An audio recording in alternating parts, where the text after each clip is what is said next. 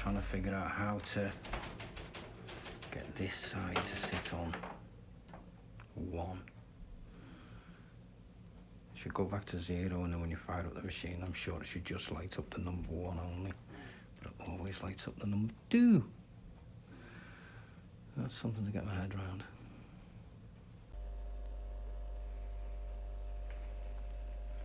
Right guys,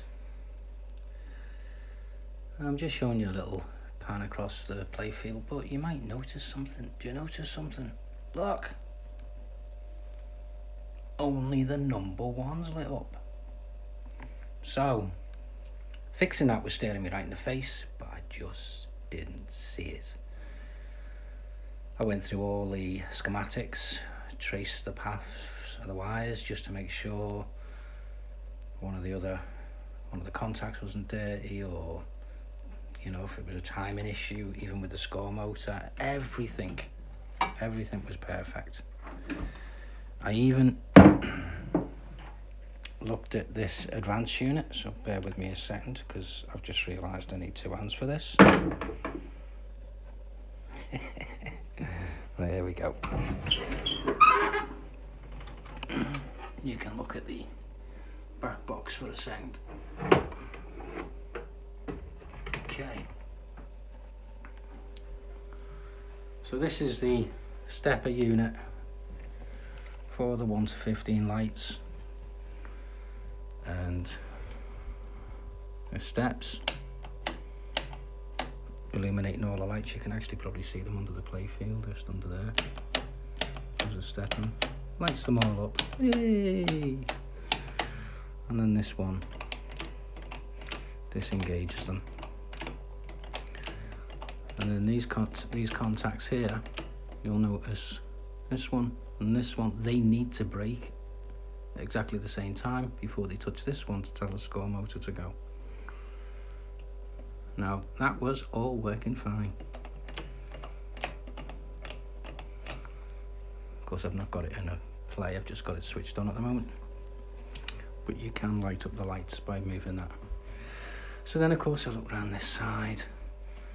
I took off the spider. I adjusted the... Oops. Let's come back a little bit. So yeah, I took off this spider. Adjusted these so they had a nice spring to them. They were sitting correctly on here. But there's something I didn't notice, and it was staring me right in the face. Have a look at this panel. You notice, oops, it's not square, it's off slightly. Now that was, it's actually facing that way, I think, slightly. I'll have to dig out another video I've already done, because Plonker here fixed it before filming it. So I just basically unscrewed that, and just behind, you've got a screw there, you've got another screw there, so just slacken them enough, and then I was able to pivot the board around to sit correctly as it states. Oops, come out of this. Whoa.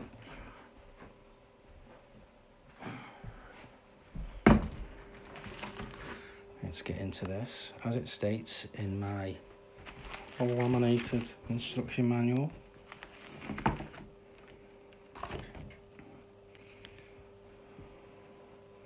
so the problem I was having where that contact is there, it was actually sitting over a bit. It was completely out of sync. So just by turning that board solved the problem. But it's still worthwhile going through and checking all your paths of your wires and your schematics and making sure. But in future, I know one of the first things I'll be doing is just looking to make sure this is out of alignment, this is aligned correctly. Because the where these screws go in, it's not a circle, it's more of an oval, so it allows you to turn it, and you've got both those screws. So just I just slackened them enough so I could move it with the wipers on, and then I was watching the lights on the playfield illuminate, and then once I knew it was right, took that off and then tightened these 2 screws back up. I keep standing in the way of the light. Sorry. Well, I'm glad I figured that out. But it was like, you know, I wasn't looking at it. Just wasn't taking a step back and looking at it to make sure these aligned correctly with the contacts when it was at the end of stroke. No play. Matching it up to your instruction manual. It's always worth looking to see if you can get one.